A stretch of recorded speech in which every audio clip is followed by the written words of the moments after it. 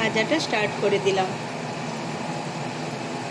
এখানে আমি 6টা বসিয়ে দিয়েছি একসঙ্গে, কড়াটা বড় আছে তো তাই একসঙ্গেই বসিয়ে দিলাম।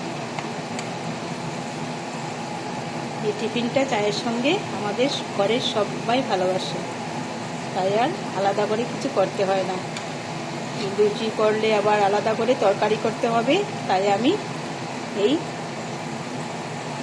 মশলাটা ঢুকিয়ে দিয়েছি। ব্যাস হয়ে গেল আমার আলু পুরি। খেতেও টেস্টি হয়, বাচ্চারাও পছন্দ করে, আর বানানোও একেবারে সহজ, চটপট হয়ে যায়।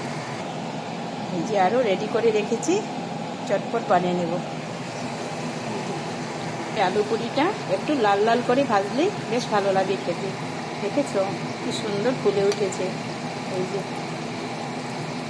কিন্তু মশলা একটুকু বেরোয়নি। দেখেছো খুব সুন্দর হয় আলু পুরিগুলা খেতে।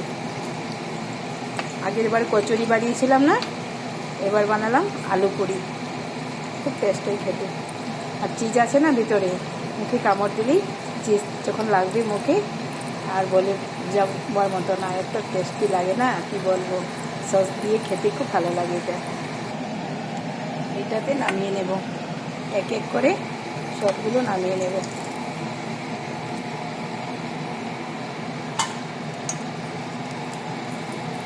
দেখেছো চিজ বেরোচ্ছে কেমন করে, মানে বুঝতেই পারছো, মুখে দিলেই চিজগুলো একদম মুখে লাগবে।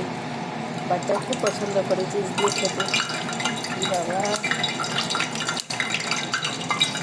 নামিয়ে নিলাম,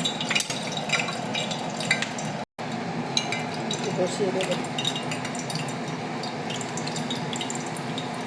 একসঙ্গে অনেকগুলো করা যায়, এটাই একটা সুবিধা।